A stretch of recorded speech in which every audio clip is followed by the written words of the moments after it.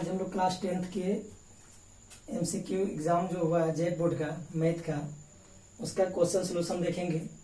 Question number 23 है आपका, how many solution for pair of linear equations. Linear equation दिया हुआ है 2x माइनस 3y प्लस 2 बराबर 0, 6x माइनस 9y प्लस 6 बराबर 0। अब ये दोनों मतलब जो पेयर ऑफ इक्वेशन है इसके कितने सोल्यूशन है उसके बारे में क्वेश्चन पूछा है। चैप्टर 3 का क्वेश्चन है, कितने सोल्यूशन है कैसे हम लोग बता सकते हैं। हम लोग को कंपेयर करना पड़ता है, तो हम लोग देखेंगे यहाँ a1 अपॉन a2 के वैल्यू का है। देखिए ऊपर वाले में a1 का वैल्यू 2 और यहाँ पे आपका b1 के वैल्यू -3, c1 के वैल्यू यहाँ से हो जाएगा ऊपर वाले से 2, नीचे आइएगा a2 के वैल्यू आपका 6 होगा, b2 का वैल्यू -9 होगा और c2 का वैल्यू आपका 6 होगा। a1 b1 c1 a2 b2 c2, x का बगल में a1, y के बगल में b1, बिना x वाला c1।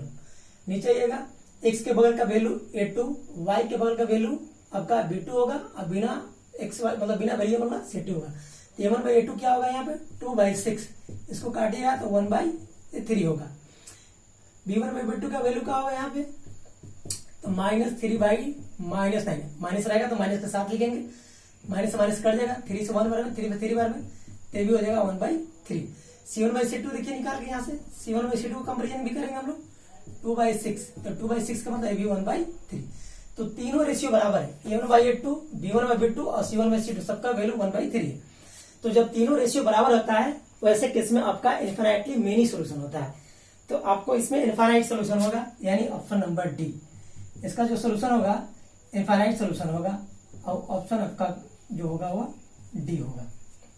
क्वेश्चन नंबर 23 का, अगर आपका दो रेशियो बराबर जैसे में a1/a2 does not equal to b1/b2 होता, तो ऐसी परिस्थिति में आपका जो होता यूनिक सोल्यूशन होता, और आपका a1/a2 b1/b2 does not equal to c1/c2 होता, तो वैसी परिस्थिति में नो सोल्यूशन का केस बनता है। तो 23 नंबर हो गया क्वेश्चन। क्वेश्चन 24 देखिए, 24 में कंडीशन दिया हुआ कि यदि इफ लाइन्स, यहाँ पे वही बात दिया हुआ है, चैप्टर 3 का ही क्वेश्चन है, 3x plus 2ky equal to 2 है, और दूसरा क्वेश्चन है 2x प्लस 5y प्लस 1 बराबर 0। तो 2 को इधर हम लोग साइड चेंज कर लेंगे कि कंपेरिजन करने के लिए राइट में आपको 0 होना चाहिए, राइट में अगर कुछ है तो आप साइड चेंज करके उसको लेफ्ट में ले आए। तो प्लस में था इधर गया तो माइनस ये बन गया, यहाँ से भी आप छांटिए। अब यहाँ पे पहले ही दे दिया कंडीशन की पैरेलल लाइन है तो k का वैल्यू निकालना है। तो पैरेलल का केस देखिए क्या होता है, पैरेलल का केस होता है a1/a2 is equal to b1/b2 does not equal to c1/c2। जब ये वाला केस बनता है तो उसको बोलते हैं हम पैरेलल। देखिए a1 क्या हो गया 3, a2 का हो गया 2, b1 की वैल्यू का हो गया, y के बगल का पूरा खाली 2 नहीं 2k होगा क्योंकि y के बगल का पूरा b होता है, और यहाँ पे b2 कितना हो गया 5 does not equal to c1/c2। वैसे इसको लिखने की कोई जरूरत नहीं है, बट लिखना है तो देखिए -2 अपॉन में यहाँ पे 1, क्योंकि यहाँ देखिए ये वाला आ गया। हम बोले कि कंपेरिजन करने के लिए राइट में आपको 0 होना चाहिए, अगर कुछ दिया हुआ है राइट में तो उसको आप साइड चेंज कर लेफ्ट में ले आएंगे। अब इसको सॉल्व कर दीजिए, तो देखिए 2k इंटू 2k अरे 2, ये बन गया आपका 4k और 5 इंटू 3 कीजिएगा तो ये गया 15, यहाँ से k के वैल्यू आपका हो गया 15/4, यानी ऑप्शन नंबर आपका हो जाएगा सी, क्वेश्चन नंबर 24 का आंसर। ये 24 क्वेश्चन हुआ। 25 क्वेश्चन जो आपका है उसमें बताना है कि which number is a rational number. 25 में यानी 25 क्वेश्चन में परिमेय संख्या के बारे में बताना है। दिया हुआ है देखिए ऑप्शन ए में आपका दिया हुआ है पाई, बी में दिया हुआ आपके पास 22/7, सी में दिया हुआ है 3/4 और आपका डी में दिया हुआ है 0.66 डॉट डॉट। अच्छा 0.66 डॉट डॉट का मतलब क्या है कि इफ बना होगा जो 0.66 डॉट डॉट कहां से आएगा, आप इसको p/q के फॉर्म में लिखते हैं तो 9th क्लास में पढ़ना था, p/q के फॉर्म में लिखते हैं तो 2/3 बनता है, क्योंकि इसको जब कट कीजिएगा तो यही देगा आपको इस तरह से। देखिए 3 से भागने लगेगा तो आप पॉइंट लगाइएगा, यहाँ 0 पुट कीजिएगा तो 3 से कितना बार बन जाएगा 6 बार में, फिर 2 बच जाएगा, फिर 20 बन जाएगा, ऐसे ऐसे रिपीट करते रहेगा। तो एक्चुअली ये आपका दिया हुआ है 2/3, बस इसको आपको एक पॉइंट के फॉर्म में दे दिया है। तो रेशनल नंबर का मतलब क्या होता है जो नंबर पी बाई क्यू के फॉर्म में होता है उसको हम लोग रेशनल बोलते हैं। देखिए पाई इरेशनल होता है, पाई जो आपका है वो आपका इरेशनल नंबर है। इरेशनल मतलब अपरिमेय संख्या जिसको बोलते हैं। ए भी आपका रेशनल है, ए भी रेशनल है, ए भी रेशनल है, तीन बाकी रेशनल है। इसमें पूछा क्या था कि कौन सा नंबर रेशनल होगा, तो क्वेश्चन पूछने के तरीके इसमें थोड़ा सा, इसको पूछना चाहिए था कौन सा नंबर इरेशनल है, बट क्वेश्चन पूछ दिया कि कौन सा नंबर रेशनल है, तो तीनों ही नंबर रेशनल है, एक को छोड़ करके, तो तीनों ऑप्शन सही है। बट किसी को लग रहा होगा कि सी केवल सही है, तो ऐसा बात नहीं है, क्योंकि बी भी आपका पी बाई क्यू के फॉर्म में हो है, सी भी है और डी भी आपका, इसको आप लिख सकते हैं। तो आपका क्वेश्चन नंबर 25 का ऑप्शन तीनों ही सही है। क्वेश्चन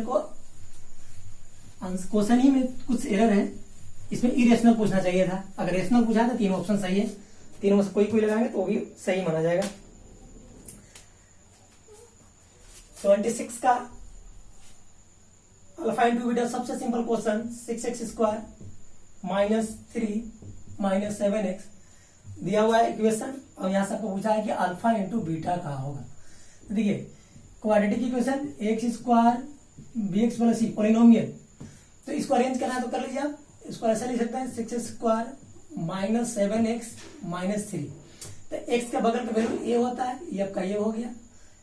x का केवल वैल्यू बगल में होता है जो b होता है, और बिना x वाला आपका c होता है। अल्फा इंटू बीटा का होता है c/a होता है, c -3 हो गया, ये आपका 6 है, इसको कट लगाइएगा तो -1/2, यानी एक बार में कटेगा 8 बार, तो -1/2 होगा, जो कि ऑप्शन नंबर ए आपका होगा। अगर अल्फा प्लस बीटा पूछता है तो -b/a होता है, बट आपको अल्फा इंटू बीटा केवल पूछा है। 27 नंबर सिस्टम का क्वेश्चन है, अभी 9th क्लास में भी था। पूछ रहा है कि 3 + 2√5 किस तरह का नंबर है, मतलब ये रेशनल है, इरेशनल है, नेचुरल नंबर है, नॉन ऑफ दीज है।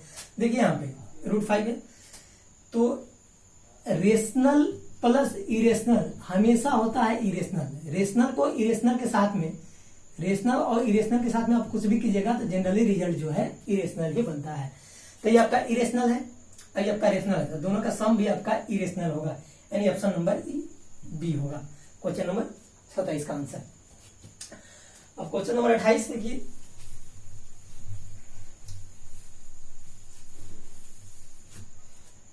क्वेश्चन जो 28 पूछा गया है, एचसीएफ एलसीएम का रेशियो पूछा है। एक नंबर आपको दिया हुआ है 6 and 20 एंड है, इसमें पूछा है कि एचसीएफ और एलसीएम का रेशियो बताइए, अनुपात बताइए, मतलब रेशियो बताइए। तो सबसे पहले इसका एचसीएफ निकाल लीजिए, तो 6 को लिख सकते हैं आप 2 × 3, 20 को आप लिख सकते हैं 2 × 2 × 5, देखिए 2 दूना 4, 20, 3 दूना 6। तो एचसीएफ का मतलब क्या होता है, जो दोनों में मैच करे, तो दोनों में क्या मैच कर रहा है, एक 2 मैच कर रहा है, इसके अलावा कुछ भी मैच नहीं कर रहा है, तो एचसीएफ केवल इसका 2 होगा। एलसीएम क्या होगा यहाँ से इसका, तो एलसीएम में मैच करता है वो तो लिखाता ही लिखाता है, अब बाकी जो नहीं मैच करता है वो सब भी लिखाता है। जैसे हम 2 मैच किया तो जो मैच करता है वो केवल एक सिंगल लिखाता है, जैसे 2 मैच किया दोनों में, एक 2 लिखाएगा, अब बाकी जो नहीं मैच करे वो सारे लिखा जाएंगे। देखिए कितना हो गया, 3 × 2 = 6, 6 × 2 = 12 और हो गया 60। तो रेशियो फाइंड करना था, देयरफॉर एचसीएफ और एलसीएम का रेशियो मतलब आपका 2:60। तो इसको देखिए 2 से 1 बार में कटेगा और 2 से 30 बार में कट जाएगा, रेशियो का होगा 1:30। रेशियो का मतलब होता है, सबको इसे पता होगा, मतलब 2:60 लिखा हुआ है, इसका मतलब है 2/60। ठीक है, 2 से 1 बार में, 2 से 30 बार में 1/30 होगा, और इसको रेशियो में लिखने का बोलेगा तो 1:30 आप लिख सकते हैं। क्वेश्चन नंबर 29 जो है आपका, 29 में आपके पास दिया हुआ है द क्वाड्रेटिक इक्वेशन लिखना है जिसका सम एंड प्रोडक्ट दिया हुआ है रूट का। 29 में, तो 29 क्वेश्चन में सम और प्रोडक्ट दिया हुआ है, तो सम बराबर क्या होगा, यानी अल्फा प्लस बीटा का वैल्यू क्या होगा 29 के लिए। इक्वेशन पहले देखिए, फॉर्म दिया हुआ है अल्फा प्लस बीटा का वैल्यू दिया हुआ √7, तो अल्फा प्लस बीटा मतलब होता क्या है, तो -b/a, -b/a के वैल्यू √7। अल्फा इंटू बीटा आपके पास दिया हुआ है 1/8, तो अल्फा इंटू बीटा क्या होता है, अल्फा इंटू बीटा लिखा हुआ है और बड़ा लिख दें, ये होता है c/a, तो c/a की वैल्यू 1/8। देखिए सेम क्वेश्चन के लिए a का वैल्यू यहाँ पे 8 है, बट a की वैल्यू यहाँ पे जो आपका क्या है -b/a है, a की वैल्यू यहाँ नीचे कुछ नहीं तो 1 है। अब यहाँ पे 1 और यहाँ पे 8, तो एक ही क्वेश्चन के लिए अलग अलग a नहीं हो सकता है, तो हम लोग 8 को 1 बनाना थोड़ा सा डिफिकल्ट है, बट 1 को 8 हम लोग आसानी से बना सकते हैं। तो एज 8 है, तो यहाँ भी हम लोग 1 जो है उसको भी 8 बनाने का प्रयास करेंगे। तो 8 बनाने के लिए सबसे सिंपल तरीका है 8 से आप ऊपर मल्टीप्लाई, नीचे भी मल्टीप्लाई कर दीजिए, तो a बन जाएगा आपका 8√7 और ये बन जाएगा 8। अब आप देखिए छांट लीजिए, a बराबर आपका हो गया 8, b बराबर हो गया, देखिए अगर b बराबर माइनस बी का वैल्यू देखिए यहाँ माइनस बी का वैल्यू 8√7 है, तो b का वैल्यू जो केवल लिखा गया तो माइनस आपको इधर चेंज होगा, तो b का वैल्यू हो गया -8√7 और आपका c जो हो गया वो 1 हो गया। तो क्वाड्रेटिक पोलिनोमियल लिखना है, यहाँ की इक्वेशन बोला था ax² bx + c के फॉर्म में होता है आपका है, और 0 से इक्वेट कर देंगे हम लोग, इक्वेशन बोला है तो = 0 क्वाड्रेटिक इक्वेशन लिखना है। तो देखिए a की जगह पे कितना हो गया 8x², b कितना है -8√7 और c हमारे पास 1 है बराबर में 0, यानी ऑप्शन नंबर आपका ये हो जाएगा क्वेश्चन नंबर 29 का। 30 के बारे में आपको देखिए पूछा है, क्वेश्चन नंबर 30 दिया हुआ है प्रोडक्ट के फॉर्म में, कुछ नंबर दिए 7 इंटू चैप्टर 1 का क्वेश्चन दिया हुआ है 7 इंटू 11 इंटू 13 + 13, बताना है कि कौन सा नंबर है, मतलब कंपोजिट है, प्राइम है, इरेशनल है या इमेजिनरी नंबर है। तो इमेजिनरी की बात तो होगा नहीं, क्योंकि इमेजिनरी आपका 11th क्लास में पढ़ना है, जो रूट में नंबर माइनस आते हैं उसको इमेजिनरी बोलते हैं। देखिए इसमें 13 कॉमन होगा, तो बचेगा 7 इंटू 11 प्लस यहाँ कुछ नहीं तो 1, यहाँ 13 देखिए चल गया, यहाँ 1 बचा, यहाँ से हम लोग 13 किए थे, ये दोनों बच गया। तो कोई भी नंबर दिए 13 कॉमन करने का मतलब है कि 13 का डिविजिबल है, 13 से नंबर कटेगा। तो जब नंबर देखिए परिमेय का मतलब यानी अभाज्य का मतलब होता है कि केवल 2 नंबर से काटना। अभाज्य वैसी संख्या होता है उसको हम लोग प्रोडक्ट के फॉर्म में लिख ही नहीं सकते हैं 1 और उसके अलावा, मतलब तो जब प्रोडक्ट के फॉर्म में इसको लिख सकते हैं तो कंपोजिट नंबर होगा, यानी ऑप्शन नंबर आपका कंपोजिट यानी ए होगा, इसका आंसर होगा कंपोजिट नंबर यानी ऑप्शन ए। हिंदी में भाज्य संख्या, तो भाज्य संख्या किसको बोलते हैं, यानी कंपोजिट नंबर किसको बोलेंगे हम लोग, कंपोजिट नंबर जो होता है यानी भाज्य संख्या जो होता है वो कंपोजिट नंबर वैसे नंबर जो 1 से तो कटेगा ही कटेगा, मतलब कम से कम जिसके पास 2 फैक्टर हो, कम से कम 2 फैक्टर 1 को छोड़ करके, यानी कहने का मतलब है कि मोर देन 2 फैक्टर, एक्चुअली 1 को छोड़ दें तो जो जिस नंबर के पास मोर देन 2 फैक्टर है उस तरह के नंबर को हम लोग बोलते हैं कंपोजिट नंबर। या बोल सकते हैं दूसरी भाषा में इसको कि जो नंबर 1 और खुद के अलावा कम से कम एक और नंबर पर डिविजिबल हो उसको बोलेंगे हम लोग कंपोजिट। जैसे में मान लीजिए 4, 6, 9, देखिए 4 आपका 1 से तो होगा ही होगा, 2 से भी होगा और 4 से भी होगा, देखिए 3 नंबर पे डिविजिबल हो रहा है।